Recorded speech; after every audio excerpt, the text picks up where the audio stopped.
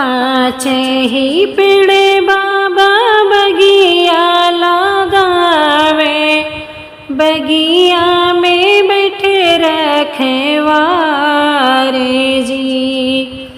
पाछे ही पेड़े बाबा बगिया लगावे, बगिया में बैठे रखवारे जी। अमेवा के भूखले बेटी शीतल रानी, धाये बगिएवा में जाए जी। अमेवा के भूखले बेटी हो शीतल रानी, धाये बगिएवा में जाई जी।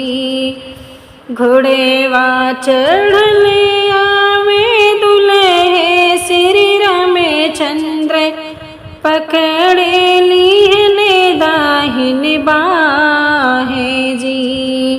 घोड़ेवा चढ़ले आवे दुल्हे श्री रामचंद्र, पकड़े लीहने दाहिन बाहे जी।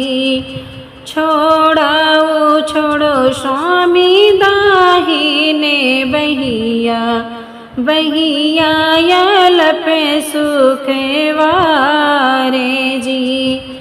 छोड़ो छोड़ो स्वामी दाहिने बहिया, बहिया यल पे सुखवारे जी।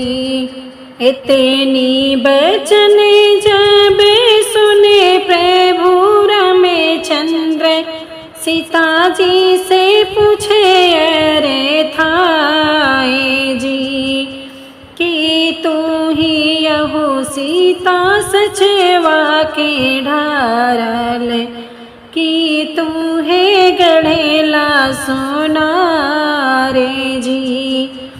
कि तू ही यहू सीता सचवा के ढारल, कि तू है गढ़ेला सोनारे जी। कौने मयरिया के कोखिया में जनेम्यो, बहिया यल पे सुखवारे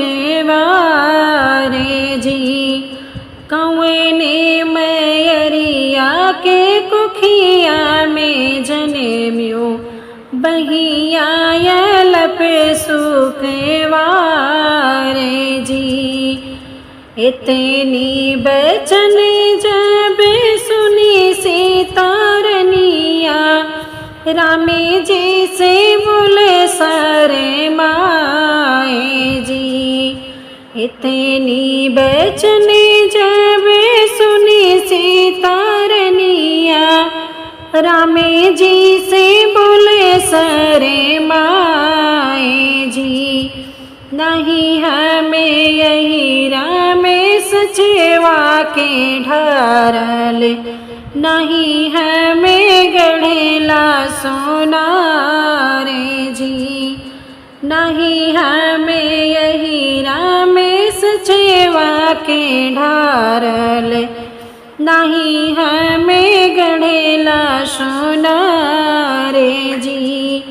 मैया हो सुनना जी के कुखिया में जने में, बहिया यल पे सुखवारे जी। मैया हो सुनना जी के कुखिया में जनेम्यो, बहिया यल पे सुखवारे जी। बहिया यल पे सुखवारे जी। इतनी बचन जब सुने प्रभु रामचंद्र, सीता जी से बोले मुँह से काए जी। इतनी बचन जब सुने प्रभु रामचंद्र, सीता जी से बोले मुँह से काए जी। जवे तू यहू सीता जन के दुलारी, बैठो न बगल हमारे जी। जो तू ही अहो सीता जन के दुलारी, बैठो न बगल हमारे जी। कैसे क बैठी राम तोहरी बगलिया, अब ही जे बाटी कुंवारी जी।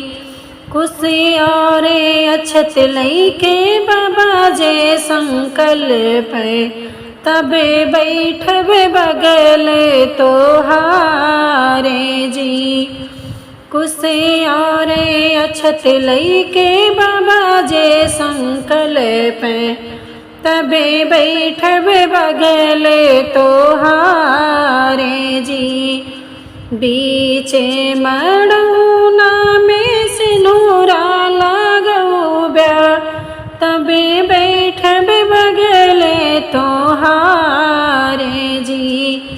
बीचे मड़वारा में सिंदूरा लगौब्या, तबे बैठब बगल तोहारे जी। तबे बैठब बगल तोहारे।